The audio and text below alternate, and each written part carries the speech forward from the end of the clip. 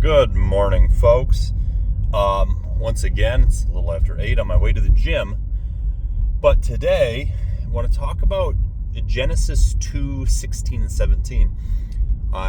So the summary of it is, God tells Adam and Eve, you can eat of any tree in Eden except for that tree, which is the tree of the knowledge of good and evil. If you eat of it, you shall surely die. Now, every time I reread Genesis, I'm reminded of the interesting fact that there are two specific trees mentioned, the tree of life and then the tree of the knowledge of good and evil. Now, and then of course, Eve is deceived by the serpent, and she eats, and then she shares with her husband. There's an important note as well. The Bible refers to Adam as her husband, not as her partner or anything like that. But so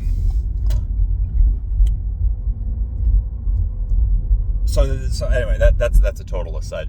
But the Bible calls him her husband, not her partner. So clearly the structure is husband and wife, not partners. But I'm sorry, I got sidetracked. So what is the meaning of this tree? The tree of the knowledge of good and evil. I believe that it pertains to this idea of free will. Now, free will is commonly bastardized, I would say, by atheists and non-believers and some believers as this idea that you can do whatever you want. And I call this the Bam Margera definition of free will.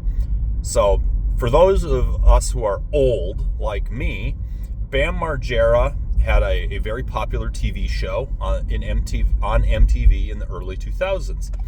And at the end of the TV show intro, he would be skateboarding, and the narrator would say, "Bam Margera, whatever will he do next?" And then Bam would reply promptly, "Whatever the F I want." That is not free will. Doing whatever you want is not free will. And that is the misconception. No. The definition of free will is sometimes inherently, what is good and what is bad or evil, and you have the free will to act accordingly. Now, I said inherently because even children inherently understand that things like stealing or abuse or, as you get older, killing is wrong. We just know that inherently. You don't need to really be taught that those things are wrong. As a kid, I remember with my BB gun shooting a bird. It was a northern flicker. I still remember it clear as day in my head. And I immediately felt remorse and shame for doing that. And it was inherent, and I remember feeling ashamed for it for days. And even as a hunter growing up, it wasn't that it was a sense of shame, but I never felt good about taking the life of animals, even if it was for my own nourishment.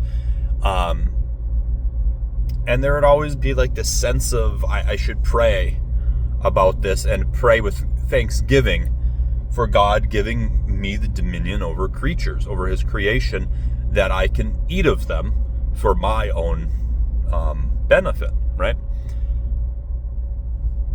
That he didn't want you to eat of the tree of the knowledge of good and evil, for you should surely die, literally means you ate of it, I will make you now a mortal.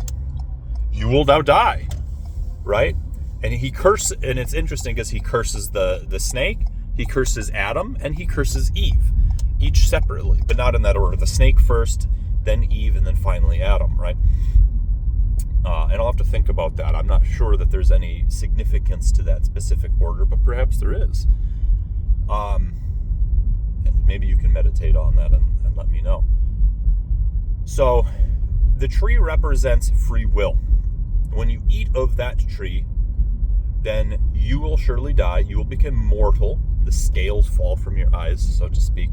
And you have this understanding of what is good and what is evil. And now you have the free will in the world to potentially act evilly.